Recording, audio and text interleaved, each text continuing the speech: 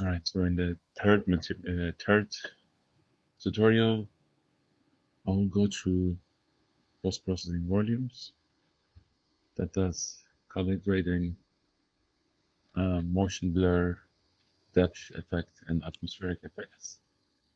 So let's go ahead and right-click and find the volume, global volume, and then inside the project, if you click on the circular icon, you'll see the templates, the template volumes. This is the one that we've been using. You see immediately how it affects. If you switch between, you see that the whole visual tone of the project is, the world is changing. So let's start with a new one. Hit the new, and then it just created a new global volume. You can start adding properties to it. I'll start with visual environment and enable all by hitting all. So now there are three options. If you want to work with high definition skies, HDRI skies, you can load the HDRI sky. Then you would have to say HDRI sky. Again, enable all the properties you can control here. And again, there are some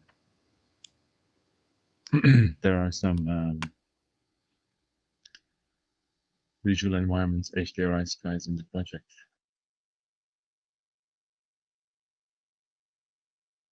If you would like to import new HDRI maps, you can go to Polyheaven, HDRIs,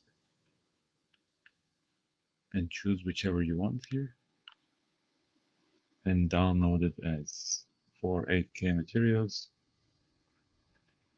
Let's switch back. Go to your presenter project and make a new folder called HDRI and drag and drop the file that you downloaded from Polyheaven into this folder. Now you can see that the unsold panoramic image is here. We have to read it as a cube map. Scroll down and apply.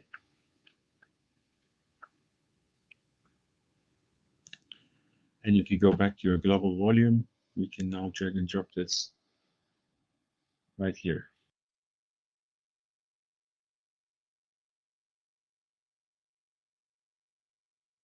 The next thing that I will do is to add fog. Hit all, enable it, enable the volumetric fog, and then you can determine where it starts from. You can see that the HDRI sky is already affecting the fog as a volumetric light. And then if I take this down, then you increase the attenuation distance. The lower it is, the denser is the fog.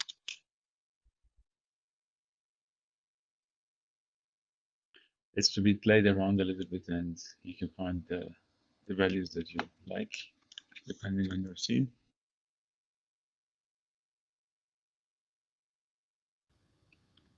But let me also show you how to work with another environment that is not HDRI. So just switch basically the visual environment from HDRI to physically based sky.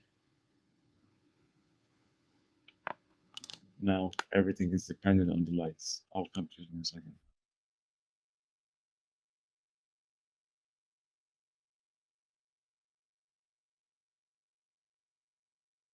Okay, so if you want to see the effects of the environment that turns super dark now, you have to start adding lights.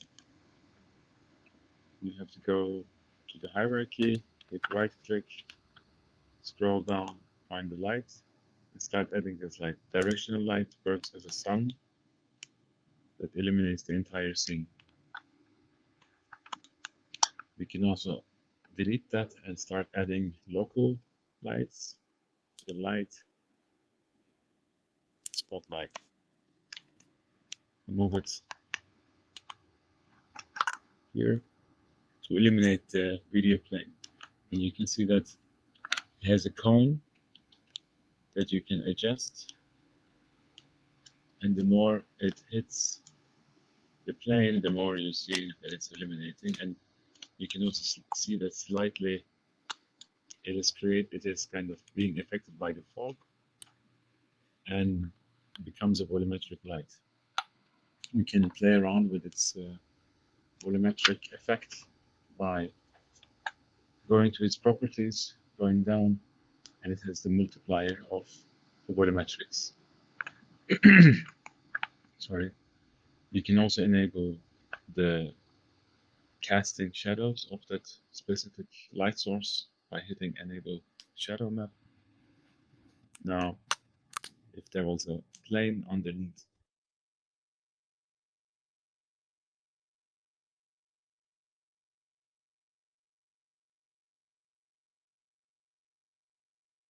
you see that the light through this plane drops shadow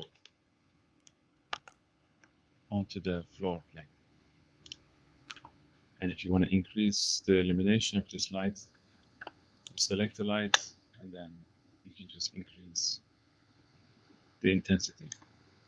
You can also play around with its inner and outer cone to manipulate the level of fog that it creates. So once you start having lights, let's go back to the global volume. You see that the global volume is if it's set to physically based sky, then it starts being affected only by the lights. I'm just going to pause the tutorial here and add other lights.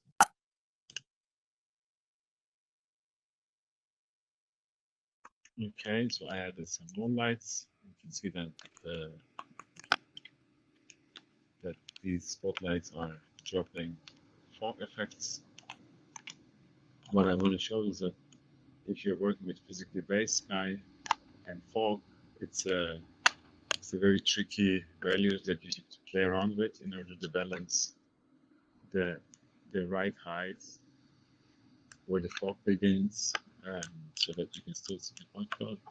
Therefore, for the sake of this tutorial, I'll just switch the sky type in the visual environment to none, or let's go with HDRI sky, and then drop the increase the value of the fog distance in order to drop the intensity.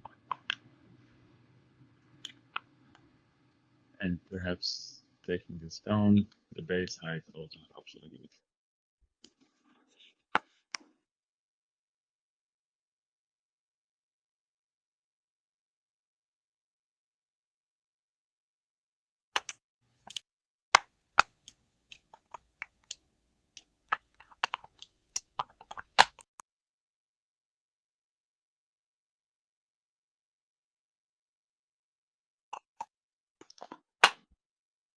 So let's go back to the global volume and start adding, continue adding.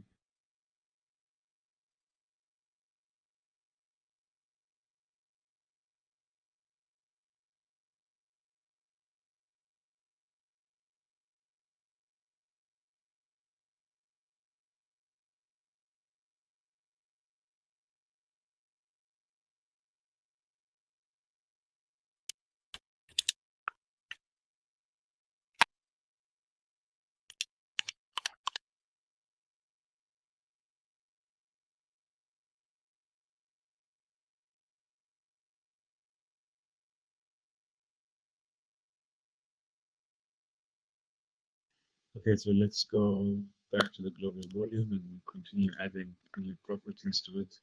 Let's go to the post-processing and start with the bloom, enable all, and if you increase, you see what it does is that if I enable and disable, if you pay attention to this edge, it starts blooming both the point cloud and the lights.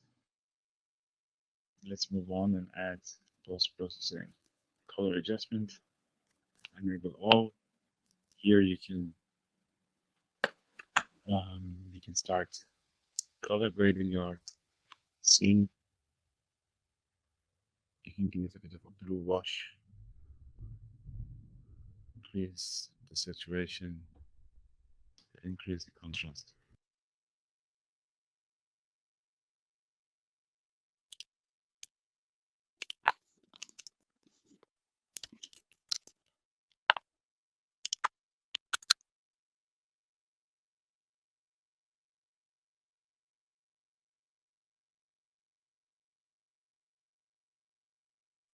Okay, let's continue with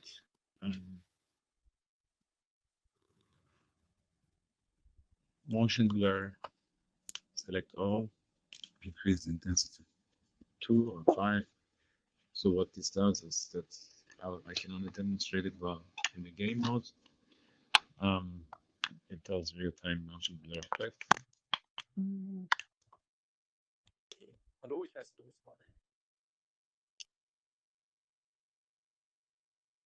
Bearbeiter, Tontechniker, Musiker.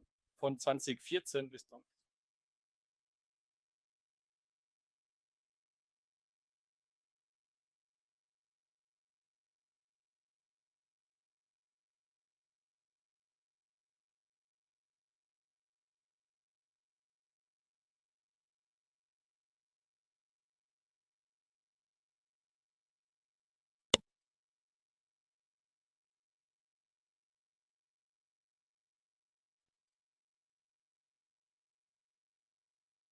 So this is exactly where you start playing around with the scenes, color grading. For sake of tutorial again, I'll switch back to my template, my pre-made global volume, and then go through that. So I'm working with the gradient sky. In order to use the gradient sky, you have to add the gradient sky, and I treat the environment totally black from top, middle, and bottom to demonstrate this. Like if I change the top and bottom, you'll see that you're washing, like you're creating yourself a new sky environment based on 3 colors. And what I usually add as a final thing is that the depth of field. So the depth of field also like creates, as it says, like the depth to the world based on the camera. You can just switch it to the manual ranges. That somehow, let's go to the camera. That reads, that kind of applies this depth of field in distances. So it now reads, or it focuses on the things that are between 0 and 1 meter. Let's go to something that we can actually see.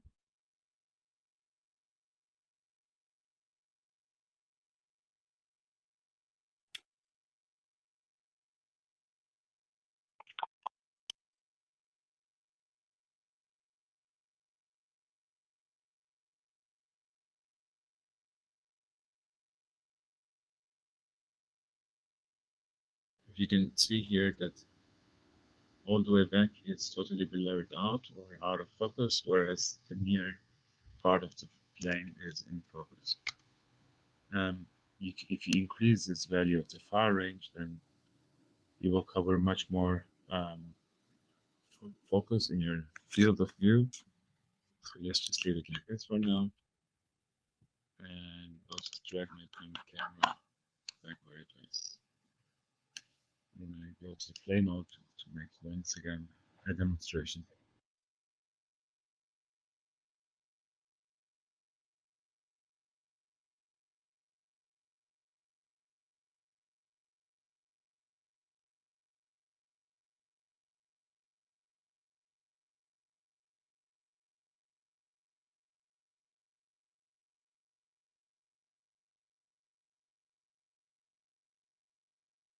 Eine, die ihre ersten Veranstaltungen machen, und das war eine Möglichkeit, dass man kostengünstig, möglichst wenig Geld einen Raum bekommen hat, um sich auszuleben und was machen zu können. Leider gab es da was dan de wereld dat was een limiet dan op 40.000 exact. Ja, ik wil het hard.